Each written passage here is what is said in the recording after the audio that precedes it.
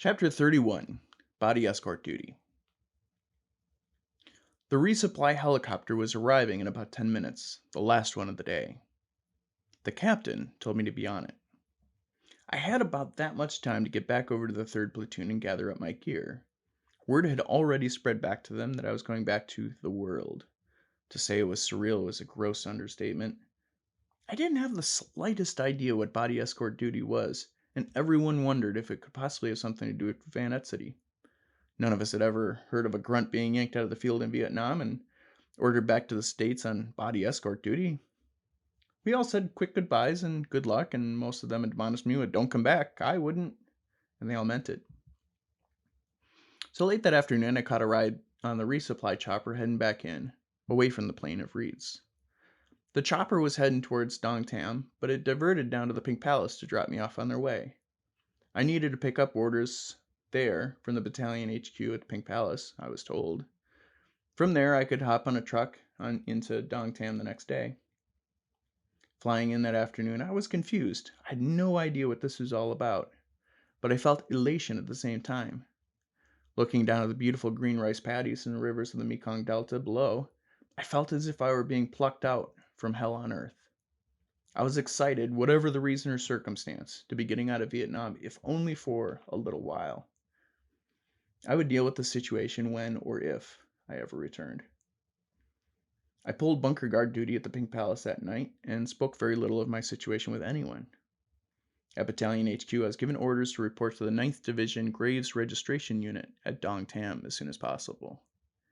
Graves Registration, I was shortly to learn, did all the paperwork associated with processing and shipment of fallen soldiers, and in some cases, the issuance of formal orders for individuals on body escort duty.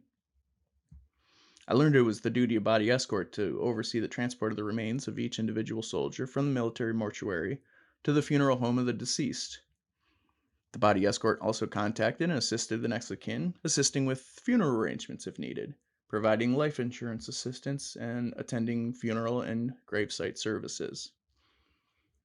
In transit, the body escort made certain the body was properly handled, and he stood at attention and saluted whenever the box containing the casket was within view during transit, such as loading and unloading for transfer to different forms of transit. It was a solemn duty, with utmost respect and reverence devoted towards the remains and the fallen soldier's family. On the morning of June 2nd, 1968, I caught a supply truck from the Pink Palace for Dong Tam, a trip of about 15 kilometers.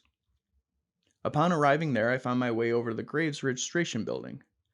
It was a 2-story wooden structure like hundreds of other buildings there. It was discreetly tucked away in an area not well traveled by passerby at the sprawling 9th Infantry Division base camp. I found my way to the reception office, located at one end of the building, introduced myself, and presented my orders to a staff sergeant sitting behind the desk.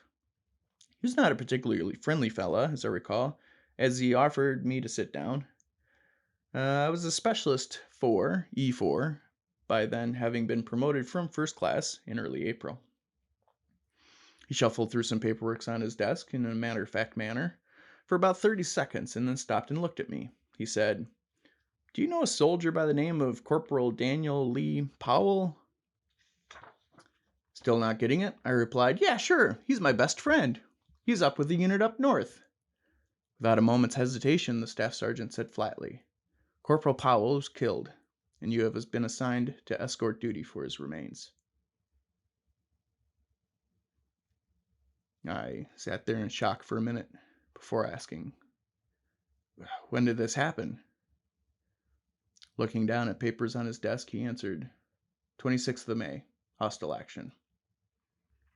He'd been dead for a week. For a moment, I sat there dumbstruck. When the staff sergeant looked at me, realizing my shock, he said quietly, You can take a few minutes if you'd like and come back in a half hour, and we'll get your orders and paperwork ready. You'll need to hop a flight to Long Bin today. You will travel Priority 1, and you will be on the flight out of Bin Hoa for Travis Air Force Base in California tomorrow." I went out of his office and walked around for a bit. With dirty, faded jungle fatigues, I was wearing a bush hat, having left my steel pot at the Pink Palace.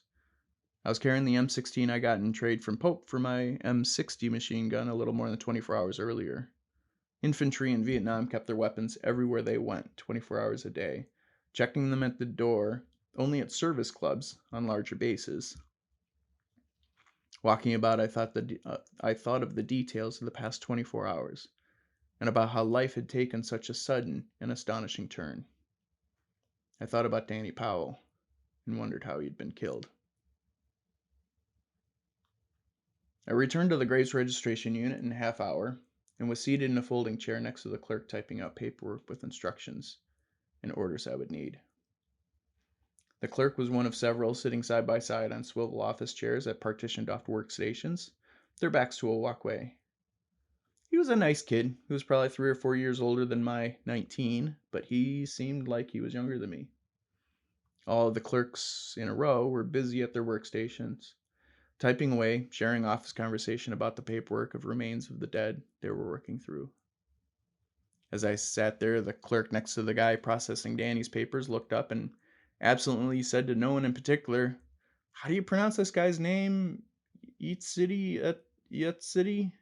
Before any of the other clerks could respond, I spoke up. "That's Van Etzity." He turned around and looked at me in momentary disbelief. Then he asked how I knew.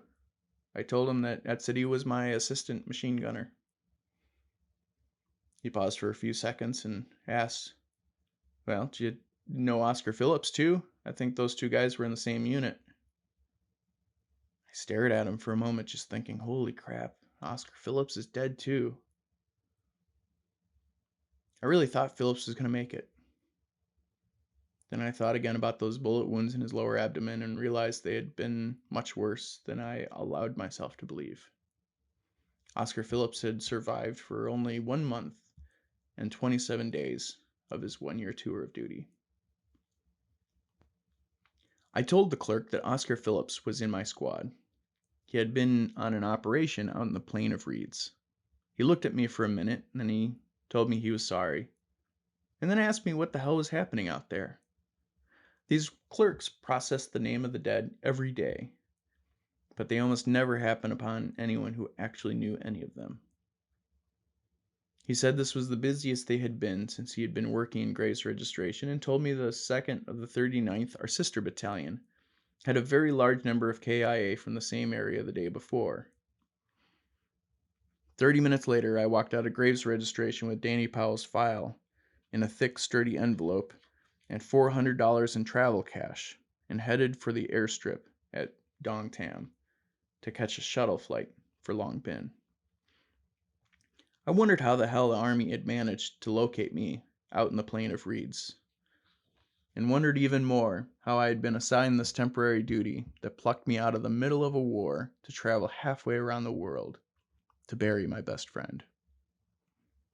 I was pretty much in shock with grief that I was too emotionally numb to sense. Holding his file gave me a sense that I was doing something important for Danny, that I was his final keeper, and sadly grateful to have the honor to be taking him back home.